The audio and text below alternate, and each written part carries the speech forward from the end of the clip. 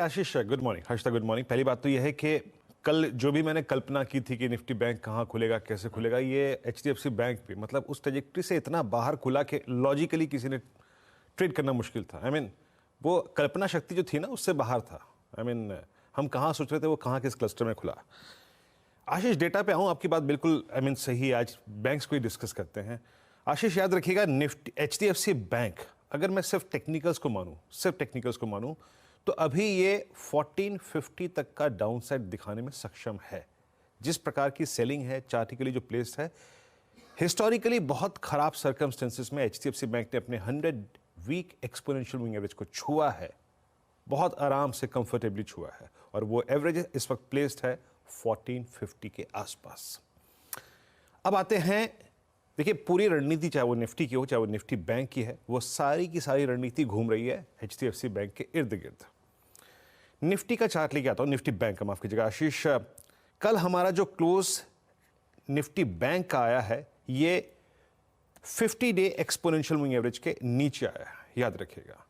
कल फिर भी 46,000 पे कुछ पुट राइटर्स विजिबल थे, वो ये सोच के गए कि that's enough for the day, but Ashish आज एक फिर गैप डाउन मिल रहा है। आशीष, यहाँ पे ऑप्शंस दिखाने लायक है नहीं आज, क्योंकि बहुत ज़्यादा मैं ऑप्शंस से आपको रिफ्लेक्ट नहीं कर सकता कि क्या निफ्टी बैंक में होगा। बट एक बात याद रखिएगा, एक चार्ट आपकी स्क्रीन पे आएगा आशीष, 45,600 पे 4 और 5 दिसंबर के बीच में एक गैप परसिस्ट करता है आशीष। 4 और 5 दिसंबर में एक गैप परसिस्ट करता है, जिसका हायर एज है 45,600। 45,690 आपका 100 डे में है, 45,600 आपका उसका निफ्टी बैंक के गैप का हायर एज है। आशीष, इसके नीचे लगभग 800 पॉइंट बिल्कुल खाली हैं, बिल्कुल साफ हैं, और उसका लोअर एज आता है करीब करीब 44,500 और 44,600। So be prepared for that. Pull back तभी कोई आएगा बैंक निफ्टी में जब आप 46,500 की ट्रेजेक्ट्री को, यानी 50 डेमा की ट्रेजेक्ट्री को रीगेन करके ट्रेड करने लगेंगे, अदरवाइज नहीं। सो आज के लिए पोस्ट गैप डाउन 45,600 500 क्रिटिकल है, उसके नीचे याद रखिएगा ये गैप लगभग 44,500 तक खुला हुआ है। नाउ निफ्टी पे फिर भी कल अगर आप देखें ट्रेड ठीक रहा। मेरी बात यही हुई थी कि कोई भी पुल बैक तभी सस्टेन करेगा, पुल बैक ट्रेड तभी लेंगे जब हम 21,852 की ट्रेजेक्ट्री को पार करेंगे।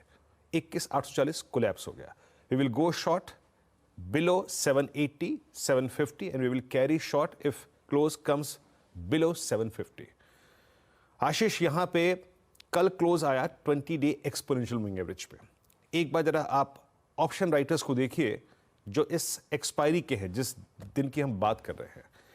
21,700, 21,800, 21,900 पे बड़े कॉल राइटर्स और पुट राइटर्स के पास कोई कन्विक्शन नहीं है, और इवन 21,500 जिसके नीचे अभी तक हमने क्लोज नहीं दिया था, वहां पर भी पुट राइटर्स विजिबल नहीं है। तो अप्रोच क्या रहेगी?